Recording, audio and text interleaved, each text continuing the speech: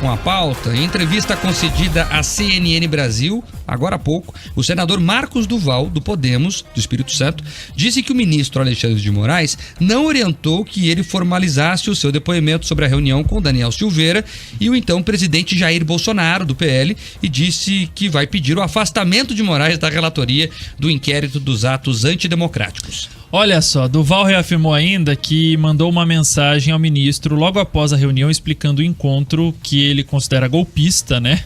Marcos Duval, e que teve um encontro presencial também com Moraes alguns dias após, tá?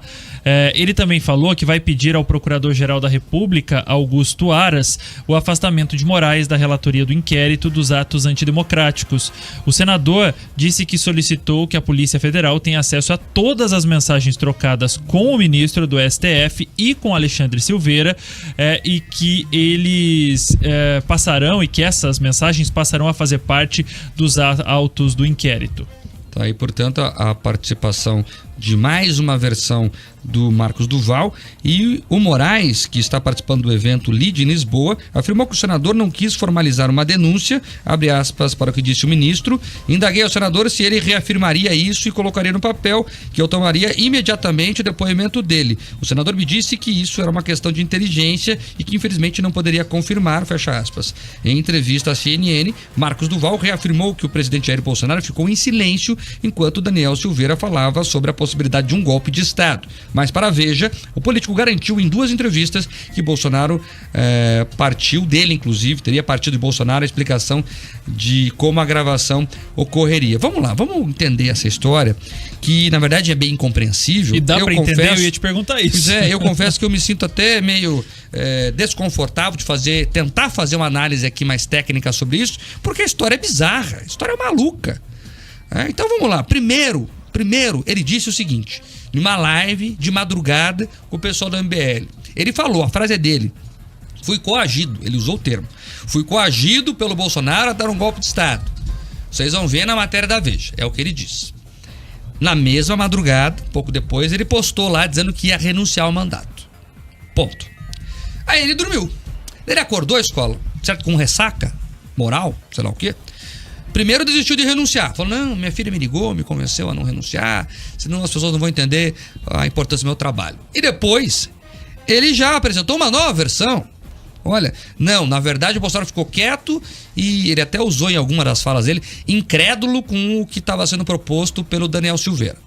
Então, primeiro o Bolsonaro o coagiu, depois o Bolsonaro já não falou nada, e inclusive achou a ideia ruim. São duas versões completamente distintas. Agora, ele diz que vai querer processar, abrir uma queixa, sei lá o que ele vai fazer contra o Alexandre de Moraes. O mesmo ministro que ele disse ter procurado lá atrás para denunciar essa tentativa de golpe. Então, ou seja, é maluco. Esse cara é louco. Acho que o caso dele é clínico, de verdade mesmo. De verdade mesmo. Ele é denuncista, já tinha dito isso aqui ontem. Olha, cuidado, vamos aguardar a denúncia. Ele tem fama de fazer isso, ele vai e volta. Agora há pouco ele falou, nós escutamos na rede Jovem Pan, na escola, dizendo o seguinte, não, porque tudo isso foi uma jogada de marketing para chamar a atenção da imprensa. Ele está dizendo fake isso. News. Pois é, então é isso. Você veja, agora, que ele é maluco a gente já tem certeza, né? Não sei se alguém tem alguma dúvida ainda, que não dá para levar a sério, que ele fala não se escreve, como se diz no interior. Agora, o que eu queria dizer aqui sobre essa postura de muitos homens públicos. Se perdeu no Brasil a questão da postura, da liturgia do cargo. Você veja só a escola. O Senado da República já contou com homens como Rui Barbosa, talvez uma das figuras mais inteligentes da República Brasileira até hoje. Já contou com grandes homens públicos, com grandes oradores, com grandes articuladores políticos, com gente comprometida com o país. Agora a gente tem um maluco aí que acorda de um jeito, dorme de outro, que faz live de madrugada, que fala pra caramba, não prova nada. Eu tô curioso pra saber o que ele vai provar.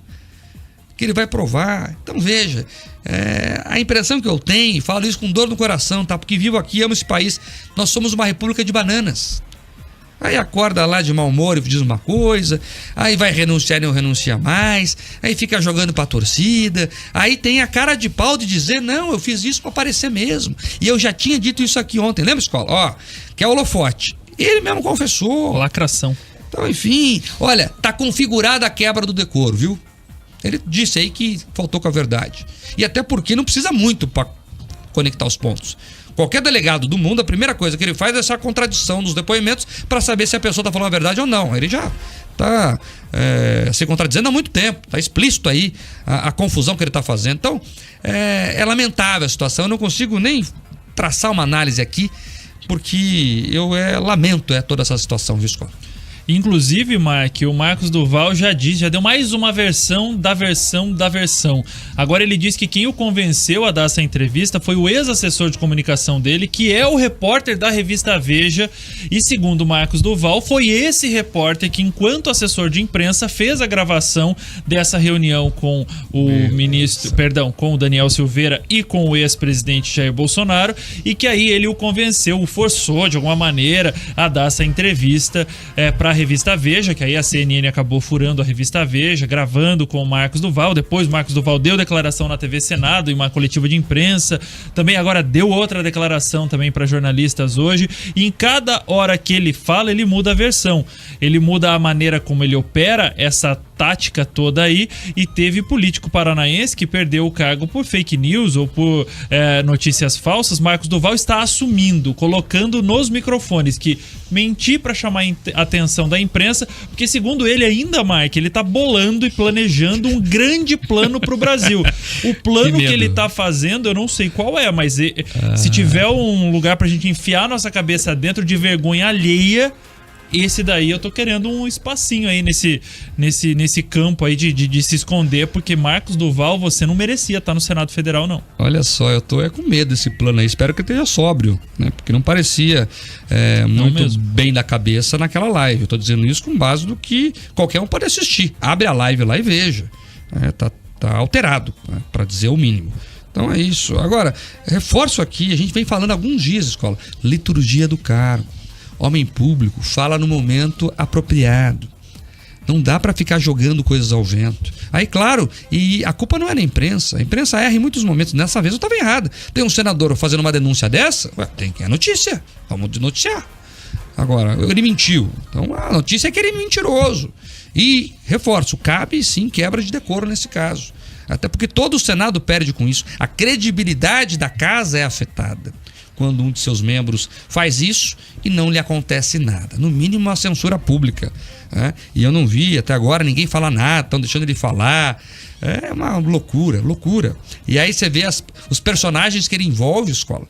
É só o ministro do Supremo Tribunal Federal, é outro senador da República, o Flávio Bolsonaro, são outros deputados, é um ex-presidente. Ele vai colocando como se fosse tudo colega de bar numa história mal contada. É lamentável.